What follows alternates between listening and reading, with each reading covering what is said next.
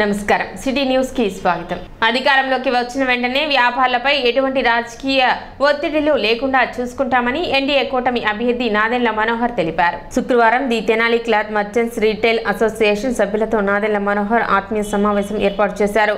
షరాబ్ బజార్లోని association కార్యాలయంలో జరిగిన ఈ సమావేశంలో వ్యాపారులతో నాదెండ్ల మనోహర్ మాట్లాడి వారి సమస్యలను అడిగి తెలుసుకున్నారు. తొలుత నాదెండ్ల మనోహర్ని అసోసియేషన్ సభ్యులు శాల్వాలతో సత్కరించారు.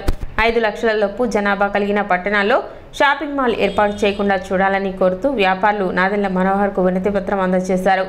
ఈ సందర్భంగా నాదెండ్ల మనోహర్ మాట్లాడుతూ గతంలో తెనాలి వ్యాపార రంగానికి ఎంతో ప్రసిద్ధి చెందిందని, కానీ నేడు ఆ పరిస్థితి ఎక్కడా తెనాలిలో కనపడటం లేదన్నారు. తాను ఎమ్మెల్యేగా ఉన్నప్పుడు తెనాలిలో వ్యాపారులకు కావలసిన సదుపాయాలను కల్పించి వారికి ఎంతో తోడ్పాటు అందించినట్లు గుర్తు చేశారు.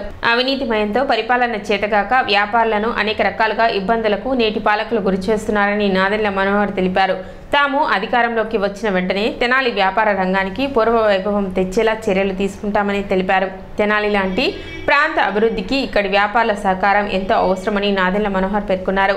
కూటమి ప్రభుత్వాన్ని ఏర్పాటు చేసుకుని అందరం కలిసికట్టుగా రానున్న రోజుల్లో తెనాలి ప్రాంత అభివృద్ధికి కృషి చేద్దామని నాదెండ్ల మనోహర్ తెలిపారు. కార్యక్రమంలో అసోసియేషన్ సభ్యులు పాల్గొన్నారు. ఇన్నర్ రింగ్ రోడ్ ఏర్పాటు చేయాలి.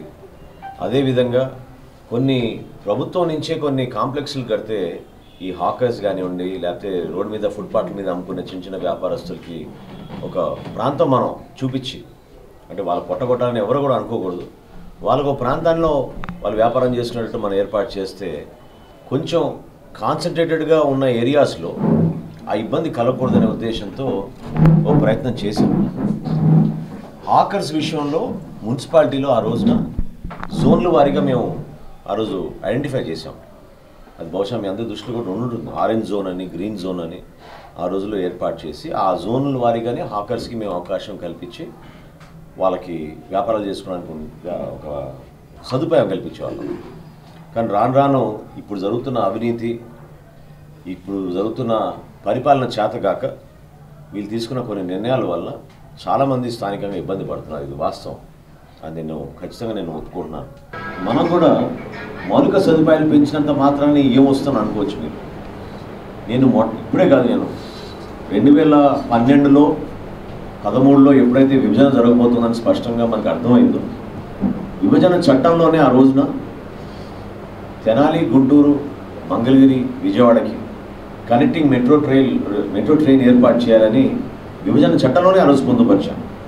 నేను నమ్మింది ఏంటంటే, మనకి ఇక్కడ వనరులు చూసి ఇతర ప్రాంతాల నుంచి వచ్చి ఇక్కడ స్థిరపడతారు. వాళ్ళు ప్రతిరోజు వాళ్ళు చేసుకునే ఉద్యోగాలు కానివ్వండి, వ్యాపారాల కోసం కానివ్వండి, వాళ్ళు ఇతర పట్టణాలకు వెళ్తారు. కానీ స్థిరపడే మన తెనాలు, తద్వారా మీకు ఇక్కడ వ్యాపారం అవకాశం పెరుగుతుంది, ఎక్కువ మంది ఇక్కడ వాళ్ళ ఫ్యామిలీస్తో నివసిస్తారు. అటువంటి వాతావరణం మనం కల్పించాలి వాళ్ళ కోసం అని మనం పార్క్స్ కానివ్వండి, రోడ్లు కానివ్వండి, అదేవిధంగా ఈ వ్యాపారాల్లో మీకు మెరుగైన అవకాశాలు, సదుపాయాలు కలగాలన్నప్పుడు మన పట్టణాన్ని కూడా మనం అభివృద్ధి చేయాలి. అది లేకపోతే జరగదు. ఎవరైనా గతంలో రేపల్లి నుంచి బస్సు ఎక్కి వచ్చి తెనాల్లో ఆగి బస్ స్టాండ్ దగ్గరే ఉన్న 4 కొట్ల దగ్గరికి వెళ్ళి సామాన్లు కొనుక్కొని మళ్ళీ తిరిగి వెళ్ళిపోయే పరిస్థితి ఉండేది. ఈరోజు అట్లా కాదు. కన్జ్యూమర్ అనే అతను కంపల్సరీగా చాయిస్ కోసం చూస్తాడు. ఏ షాప్కి వెళ్తే ఎక్కడ బాగుంటుంది, ఎక్కడికి వెళ్ళాలి, ఎవరి దగ్గర కొత్త సరుకులు ఉన్నాయి, ఎవరు మంచి ప్రైస్కి ఇస్తున్నారు, ఈ అంశాలపైన వాళ్ళు ఆలోచించినప్పుడు వాళ్ళకి అటువంటి ఫెసిలిటీస్ కూడా మనం క్రియేట్ చేయాలి. ఎంత దౌర్భాగ్యం అంటే, మనకి ఈ రోజున ఎవరైనా పాపం దూర ప్రాంతాల నుంచి వస్తే కనీసం పబ్లిక్ టాయిలెట్స్ కూడా లేవు మన ప్రాంతంలో. చెంచుపేట నుంచి కాలినడకన వచ్చే వాళ్ళు రోడ్లు దాటడం చాలా ఇబ్బంది అవుతుందనే ఉద్దేశంతో ఫుట్ ఓవర్ బ్రిడ్జ్ అక్కడ చెంచుపేటలో ఎక్కితే ఎస్కలేటర్ ద్వారా మీరు నడుచుకుంటూ డైరెక్ట్గా మన మార్కెట్ సెంటర్ దగ్గర దిగేటట్టు ఒక మంచి డిజైన్ ఆ రోజు అద్భుతంగా తయారు చేయించేసాం. మౌలిక సదుపాయాల విషయంలో నేను మీకు చెప్తున్నాను. ఈరోజు బెంగళూరు లాంటి పట్టణంలోనే మంచినీటి సౌకర్యం లేకుండా అల్లాడుతున్నారు ప్రజలు. విజయవాడలో లేదు, గుంటూరులో లేదు, కానీ తెనాల్లో మాత్రం మనకి కృష్ణానది జలాలు ప్రకాశం బ్యారేజ్ నుంచి పైప్ లైన్ ద్వారా తెచ్చుకుని 2050 సంవత్సరం వరకు ఎక్కడ కూడా మనకి ఇబ్బంది కలగకుండా మనం ప్రతి ఇంటికి కొలాయించే పరిస్థితి ఆ రోజు వేసిన పునాది. 100 కోట్ల రూపాయలతో ఆ రోజు ప్రారంభించుకున్నాం. ఈరోజు ఏ విధంగా ఉప్పు నీళ్ళు వచ్చేసి ఇబ్బంది పడుతున్నాయో మన ప్రాంతాల్లో వాటిని గమనిస్తే ఆరోగ్య సమస్యలు తగ్గాలంటే మనకి మెరుగైన మంచినీటి సౌకర్యం కల్పించాలి. లా అండ్ ఆర్డర్ మెయింటైన్ చేయకపోతే ఆ పదవి అనేది దండుగా. ఆ పదవి కేవలం మన స్వార్థం కోసం, మన సెటిల్మెంట్ల కోసం, మన భూ కబ్జాల కోసం, లేకపోతే మన ఆలోచనల మేరకు కొంతమందికి ఉపయోగపడడానికి కోసం పదవి అలంకరణ మాత్రం చాలా పొరపాటు. ఈరోజు విచ్చలవిడిగా గంజాయి తెనాలి నగరంలో, తెనాలి నియోజకవర్గంలో అన్ని ప్రాంతాల్లో దొరుకుతుందంటే అది కేవలం లా అండ్ ఆర్డర్ విఫలమైనందుకే. మీరు స్ట్రిక్ట్గా ఉంటే పోలీస్ అధికారులతోటి మీరు ప్రతిరోజు సమీక్షించుకుంటూ ఉంటే ఆ పొరపాటు జరగదు, ఖచ్చితంగా జరగదు. మనమే 2 గ్యాంగులు పెంచేసి రాజకీయ కోణం నుంచి మనకి లబ్ధి కలుగుతుందనే ఉద్దేశంతో మనం పెంచుకుంటూ పోతే ఒక తరానికి మనం నష్టం కలిగిస్తున్నాం. అయితే ప్రస్తుతం ఉన్న మార్కెట్ పరిస్థితుల్లో ఆన్లైన్ బాగా ఎఫెక్ట్ ఉందండి. దానికి తోడు ఈ యొక్క పెద్ద పెద్ద మాల్స్ వచ్చేస్తున్నాయి. తెనాలి కెపాసిటీ 2 లక్షలు చిల్లర, మొత్తం ఇది జనాభా 2.5-3 లక్షలు చిల్లర. అయితే మా వైశాసుకున్న మేము ఏమనుకోవాలో తెలియదు, మాకు మేము తిట్టుకోకూడదు. 40,000 ఓట్లు ఉన్నాయి సార్. వైశాసి 40,000 ఓట్లు ఉన్నాయి తెనాల్లో. ఒక పట్టు మీద నుంచుని ఒకళ్ళని గెలిపించుకుంటే మనకి కావాల్సిన కోరికలు కానీ మనకు కావాల్సిన సౌకర్యాలు కానీ తీరతాయి. అది మా యొక్క విన్నపం మాత్రమే. ఈసారి మనకి సుపరిచితులు కాబట్టి వీరికి మనం సపోర్ట్ చేసి గెలిపిద్దామని మా యొక్క ఆశ. ఇసుక అక్రమ తవ్వకాలతో సహజ వనరులు దెబ్బతినటమే కాక పంట భూములు కూడా నాశనం అవుతాయి. ఇసుక తవ్వకాల్లో వచ్చిన అవినీతి సొమ్మంతా తాడేపల్లి ప్యాలెస్ కు చేరుతున్నాయి. ప్రజలకు మొహం చూపించుకోలేని సీఎం 5 ఏళ్లుగా బయటకు రాకుండా పాలన చేస్తున్నారు అని గుంటూరు పార్లమెంట్ టీడీపీ అభ్యర్థి డాక్టర్ పెమ్మసాని చంద్రశేఖర్ మాట్లాడారు. తెనాలి నియోజకవర్గంలోని నంది వెలుగు, అత్తోట గ్రామాల్లో ఎన్నికల ప్రచారాన్ని నాదెండ్ల మనోహర్తో కలిసి పెమ్మసాని నిర్వహించారు. దారి పొడవునా ప్రజలంతా పోలవర్షంతో ఇరువురు నాయకులకు స్వాగతం పలుకగా పలు చోట్ల భారీ గజమాలతో హారతులు పడుతూ నాయకులను, కార్యకర్తలు గౌరవించారు. ప్రజలను కలుస్తూ స్థానిక సమస్యలను తెలుసుకుంటూనే నాయకులు ఇద్దరు ప్రభుత్వ వైఫల్యాలపై ప్రజలకు అవగాహన కల్పించారు.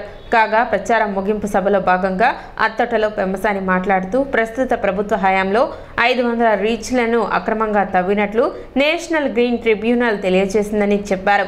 ఇసుక తవ్వితే సహజ వనరులు అక్రమ రవాణా మాత్రమే కాక భూమిలోకి ఉప్పు నీరు పూర్తిగా ఇంకిపోయి పంట భూములను నిర్వీర్యం చేసే ప్రమాదం ఉందని తెలిపారు. అలాగే పవన్ అంటే ఆయనకు వ్యక్తిగత అభిమానం ఉందని, బీజేపీతో పొత్తు పవన్ చొరవేనని ఆయన ఈ సందర్భంగా తెలిపారు. పవన్ లాంటి నీతి నిజాయితీ గల వ్యక్తికి ఆవేశం కాకుండా వైసీపీ నాయకుల నక్కజిత్తులు ఉండాలా అని ఓ ప్రశ్నకు సమాధానంగా పెమ్మసాని సమాధానం ఇచ్చారు. వేసవిలో కరెంటు కోతలు, నీటి ఎద్దడి వంటి సమస్యలను పరిష్కరించాల్సిన ఒక సీఎం దగ్గరుండి అవినీతిని ప్రోత్సహిస్తుంటే ప్రజాభివృద్ధి ఎలా జరుగుతుందని ప్రశ్నించారు. ఈ ప్రభుత్వాన్ని ప్రశ్నించడానికి ఒక పెమ్మసాని, పవన్ కళ్యాణ్ వంటి వ్యక్తులు ఎప్పుడు ముందుంటారని ఆయన తెలిపారు. వైసీపీ నాయకులు కేవలం స్వలాభం కోసమే పదవులను ఉపయోగించుకుంటున్నారని తెనాలి నియోజకవర్గం అసెంబ్లీ కూటమి అభ్యర్థి నాదెండ్ల మనోహర్ మాట్లాడారు. చిత్తశుద్ధి ఉంటే యాదవపాలెంలో రోడ్లు ఎందుకు వేయలేకపోయారో సమాధానం చెప్పాలని డిమాండ్ చేశారు. రాజశేఖర్ రెడ్డి బిడ్డను అని చెప్పుకొని గెలిచిన జగన్ ఇప్పుడు మాట ఎందుకు తప్పారో ప్రజలకు సమాధానం చెప్పాలన్నారు. ఈ కార్యక్రమంలో తెలుగు మహిళా జిల్లా అధ్యక్షురాలు అన్నాబత్తుం జయలక్ష్మి, జిల్లా జనసేన అధ్యక్షుడు గాదె వెంకటేశ్వరరావు, టీడీపీ, జనసేన, బీజేపీ నాయకులు పాల్గొన్నారు. మరి నీతి నిజాయితీతో గర్జించే గబ్బర్ సింగ్ కి ఆవేశం కాక ఏముంటుంది? మీ నాయకుడు లాగా నక్క వినయం ఉంటుందా అని అడుగుతా ఉన్నా. ఉండదు కదా. కాబట్టి పవన్ కళ్యాణ్ గారు ఈ రాష్ట్రం గురించి ఆయన తగ్గి మనందరినీ, మీ అందరినీ ముందుకు తీసుకువెళ్తా ఉన్నారు. ఈ రోజు బీజేపీ పొత్తు సాధ్యమైందంటే అది పవన్ కళ్యాణ్ గారి చొరవ. కాబట్టి ఈ గ్రామంలో ఎంతమంది పవన్ కళ్యాణ్ గారి అభిమానులు ఉన్నారో నాకు తెలుసు. 90% వారు వన్ సైడ్ అని తెలుసు. ఇక్కడ ఒక 10% వైసీపీ అభిమానులు ఉన్నారు. అంటే ఒక్కడే గుర్తుపెట్టుకోండి, పవన్ కళ్యాణ్ గారి అభిమానులంటే మా అభిమానులే అని చెప్తా ఉన్నాము. తెలుగుదేశం పార్టీ అభిమానులే. మీకు ఎప్పుడు రేపు ఏది అవసరమైనా కూడా ఇది మా అత్తారిల్లు లాగా చూసుకుంటామని మీకు తెలియజేసుకుంటా ఉన్నాం. కాలేజీల నుంచి చదువుకుని బయటకు వచ్చే వాళ్ళకు ఉద్యోగాలు ఎలా కల్పించాలో ఆలోచించాలి. సమ్మర్ లో కరెంటు కోత ఉంటుంది, నీళ్ల కోత ఉంటుంది అని ఆలోచించి ముందుగా పక్కా ప్రణాళికతో నీళ్లను నిల్వ చేసి అవసరమైనప్పుడు వదలటం తెలుసుకోవాలి. రోడ్లు ఎప్పుడు పోతున్నాయో చూసి అవసరమైతే చిన్న గుంతలు పూడ్చడం, లేకపోతే కొత్త రోడ్లు వేయటం గురించి ఆలోచించాలి. ఇవన్నీ ఆలోచించకుండా 4.5 సంవత్సరాలు బయటకు రాకుండా, ఒకవేళ పొరపాటున బయటకు వస్తే చెట్టు నరికించుకుంటా పోతూ, ఎక్కడైనా ప్రపంచంలో అశోకుడి దగ్గర నుంచి మొదలుపెట్టి చెట్లు నాటించిన వ్యక్తులని గూగుల్లో కొడితే 100 మంది పేర్లు వస్తాయి. కానీ చెట్లు నరికించిన వ్యక్తి అని గూగుల్లో కొడితే వచ్చే ఏకైక పేరు ఈ జగన్మోహన్ రెడ్డి గారు. ఇది వాస్తవం కాదా? ఏ నాయకుడైనా చెట్లు నరికించారా ఎక్కడైనా? అంటే ఈ ప్రకృతి మీద ప్రేమ లేదు. ఒక చెట్టు మొలవాలన్నా పెరగాలన్నా దానికి ఎంత కృషి ఉంటుందో కూడా తెలియని ఒక అజ్ఞాని ఈ రోజు రాష్ట్ర ముఖ్యమంత్రిగా ఉన్నారు. 4.5 సంవత్సరాలుగా ఇక్కడికి వచ్చిన నాదుడు లేడు. మరి ఇసుక గురించి మనం మాట్లాడాలి. ఇసుక ఏమైంది అంటే చాలా మంది అనుకుంటారు ఇసుక పోతే నాకేమైనా ఎక్కడో దవ్వుకుంటున్నారు కదా అని. గుర్తుపెట్టుకోవాలి, ఇసుక అనేది ఒక ఫిల్టరేషన్ మెకానిజం. సాల్ట్ వాటర్ ని తాగగలిగే నీరుగా తయారు చేసేటువంటి ఒక ప్రకృతి ఇచ్చినటువంటి వరం. ఆ ఇసుకను మీరు తవ్వుకుంటా పోతే భూగర్భంలోకి సాల్ట్ వాటర్ పోయి పంటలు పండకుండా, తాగుటానికి నీళ్లు లేకుండా ఈ రోజు చుట్టుపక్కల గ్రామాలు ఉన్నాయి అంటే అది ఎంతటి దుర్మార్గపు రాజకీయమో మీరు అందరూ అర్థం చేసుకోవాలి. ఎంతటి అవినీతి పరిపాలన మీరు అందరూ అర్థం చేసుకోవాలి. ఒక్కలని చేతులు లేపాడు. మీకు ఎవరికైనా గేదెలు ఇచ్చారా? మహిళా సాధికారత కోసం ఒక్కొక్క మహిళకి పొదుపు సంఘాల్లో 75,000 రూపాయలు ఇచ్చారు గేదెలు కొనుక్కోవడానికి అని చెప్పారు. ఎక్కడ జరిగిందా చెప్పండి? కానీ ఈ ప్రభుత్వం మాత్రం చాలా చక్కగా 2,853 కోట్ల రూపాయలు గేదెలు కొనడానికి కోసం ఉపయోగించామని రాసుకున్నారు. 4,17,000 గేదెలు కొన్నారంట వీళ్ళు. సాధ్యం అవుతుందా చెప్పండి? ఎక్కడైనా సాధ్యం అయిందా చెప్పండి?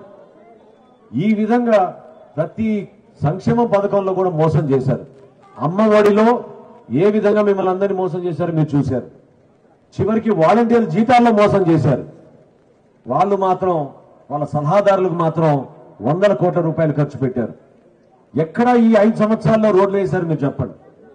ఎందుకు కనీసం గుంతలు వీళ్ళు పూడ్చుకోలేకపోయారు? ఏ విధంగా ఒక రైతు భరోసా కేంద్రానికి వెళ్తే వాళ్ళకి ఎక్కడైనా విత్తనాలు దొరుకుతున్నాయా చెప్పండి? ఎక్కడైనా సబ్సిడీలు ఇచ్చి వాళ్ళకి పరికరాలు కొనే విధంగా చేశారా? తైవాన్ స్క్వేర్ ఇచ్చారా ఎవరికైనా మన గ్రామంలో? ఈ 5 సంవత్సరాల్లో ఎవరికైనా పట్టాలు ఇచ్చారా చెప్పండి? ఇళ్ల పట్టాలు కాదు, మీకు పొలాల్లో మీరు ఉపయోగించుకునే టార్పాలిన్ పట్టాలు ఇచ్చారా చెప్పండి? మరి రైతు కోసం ఆలోచించే ఈ ప్రభుత్వం రాజశేఖర రెడ్డి బిడ్డగా ఇతను గతంలో చెప్పిన మాటలు ఏమైపోయినాయని మీరు ప్రశ్నించాలి. ఈ రోజున దయచేసి మీరు అందరూ అర్థం చేసుకోండి. ఈ రోజు పొత్తు అనేది మన రాష్ట్ర అభివృద్ధి కోసం, మన భవిష్యత్తు కోసం. పవన్ కళ్యాణ్ గారు ఆ రోజు తీసుకున్న నిర్ణయం అదొక బాధ్యతతో తీసుకున్న నిర్ణయం. ఓట్ల కోసమో సీట్ల కోసమో పదవుల కోసం కాదు. ఆయన తీసుకున్న నిర్ణయం మనందరి భవిష్యత్తు కోసం, మన రాష్ట్ర భవిష్యత్తు కోసం. తెలుగుదేశం పార్టీ అధినేత చంద్రబాబు నాయుడు గారి అనుభవాన్ని మనం ఉపయోగించుకోవాలి. దేశ స్థాయిలో నరేంద్ర మోడీ గారు చేసిన అనేక కార్యక్రమాల్ని మన రాష్ట్రాన్ని తీసుకొచ్చి మనం పెట్టుబడులు పెట్టి ఉపాధి కల్పించే విధంగా, మన యువతకు ఒక మంచి భవిష్యత్తు ఇచ్చే విధంగా మనం నిలబడాలి. అత్తోట గ్రామంలో గతంలో మనం చేసిన అభివృద్ధి కార్యక్రమాలు ఒకసారి గుర్తు తెచ్చుకోండి. ఏ విధంగా మనం సిమెంట్ రోడ్లు వేశాం, ఏ విధంగా మనం ప్రధాన రహదారిలో మనం ఆ రోజున సైడ్ రైళ్లు నిర్మాణం చేశాం, ఏ విధంగా మీ అందరికీ రేషన్ కార్డులు కానివ్వండి, 35 కిలోల బియ్యం కానివ్వండి, సంక్షేమంలో మీకు ఇచ్చిన పెన్షన్లు కానివ్వండి, ఏ స్థాయిలో తీసుకెళ్లామో మీరు అందరూ కూడా గుర్తు చేసుకోండి. ఇక్కడే మనం ఎంతో మంది రైతులకి ఆ రోజున తైవాన్స్ పేర్లు, ఆయిల్ ఇంజన్లు అవన్నీ ఆ రోజు ఇస్తే ఈ రోజు కనీసం కాలువలు మరమ్మతు చేయలేకపోయారు. మొన్న కూడా తుఫాను వచ్చినప్పుడు, అధిక వర్షాలు పడినప్పుడు రైతులు ఆ రోజు కోరింది ఏంటంటే కనీసం జాతీయ ఉపాధి హామీ పథకం కింద ఈ కాలువలు కూడా మరమ్మతు చేయలేదు, దానివల్ల మేము నష్టపోయామని. మొక్కజొన్న విషయంలో ఎంత ఇబ్బంది పడ్డారో మీరు. కనీసం ఆయిల్ ఇంజన్లు పెట్టుకుని ఎకరానికి 4,000, 5,000 రూపాయలు అదనంగా మీకు ఖర్చు అయితే ప్రభుత్వం నుంచి స్పందించే నాదుడు లేడు. మాజీ ముఖ్యమంత్రి నారా చంద్రబాబు నాయుడు అక్రమ అరెస్టు విషయం తెలిసి కొలకలూరు గ్రామంలో గుండెపోటుతో మృతి చెందిన దాచేపల్లి శివరామయ్య కుటుంబాన్ని నారా భువనేశ్వరి పరామర్శించారు. కుటుంబ సభ్యులను కలిసి ఆర్థిక సహాయం అందజేశారు. చంద్రబాబు తెచ్చిన పథకాలు ఆపేసి పేదల జీవితాల్లో అంధకారం చేసిన రాక్షసుడు జగన్ అంటూ విమర్శించారు. ఒక్క పరిశ్రమని రాష్ట్రానికి తీసుకురావాలి అంటే చాలా కష్టం. చంద్రబాబు మీద నమ్మకంతో వస్తే వాటిని అన్నిటినీ మూయించి వేసి ఇతర రాష్ట్రాలకు తరలిపోయేలా చేశారని వెల్లడించారు. హైకోర్టు తప్ప అన్ని తాకట్టు పెట్టి అప్పులు చేసి జేబుల్లో వేసుకొని తినేస్తున్నారంటూ ఎద్దేవా చేశారు. యువతను గంజాయికి అలవాటు చేసి వారి భవిష్యత్తు నాశనం చేస్తున్నారని, మీ భూములు ఉన్నాయో లేదో ఎప్పటికప్పుడు చూసుకోండి, లేకపోతే దోచుకుంటారని మండిపడ్డారు. చంద్రబాబు నాయుడు మీకోసం పోరాడారు, ప్రజల మనిషి, కార్యకర్తల కోసం జీవిస్తారని తెలిపారు. గతంలో చంద్రబాబుని కుటుంబం కోసం ఉండాలని అడ్డుకునేదాన్ని, కానీ నిజం గెలవాలి కార్యక్రమం తర్వాత నాకు అర్థమైంది చంద్రబాబు మీకోసం మీకు పనిచేయాలి, మీకోసం చంద్రబాబు నాయుడిని వదిలేస్తున్నానని తెలిపారు.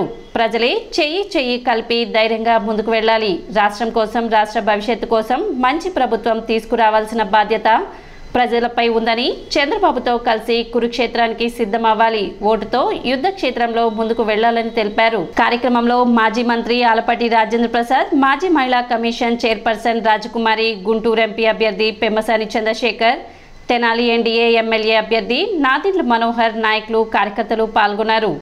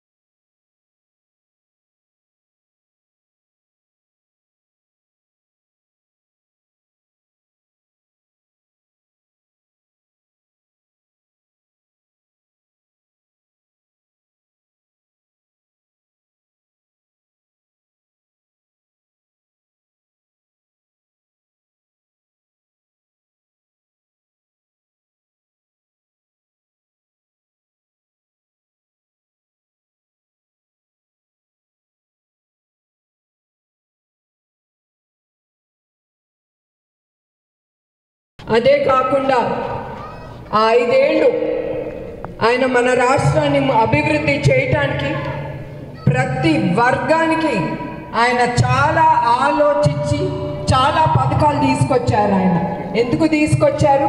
ఆ వర్గానికి ఏమి చేస్తే ఆ ప్రజలు సంతోషిస్తారు, అదే కాకుండా వాళ్ళు లబ్ధి పొందుతారు, దాంతోపాటు మన రాష్ట్రం కూడా అభివృద్ధి చెంది ముందుకెళ్తుందని, అది ప్రజలు సంతోషంగా ఉండాలని ఒక్కొక్క పథకం ఆయన ఆలోచించి అది ముందుకు తీసుకెళ్లారు. అట్లానే మీరు పోలవరం, అది మనం ఎప్పుడు మర్చిపోలేము. 72% అయ్యింది ఆయన సీఎంగా ఉన్నప్పుడు.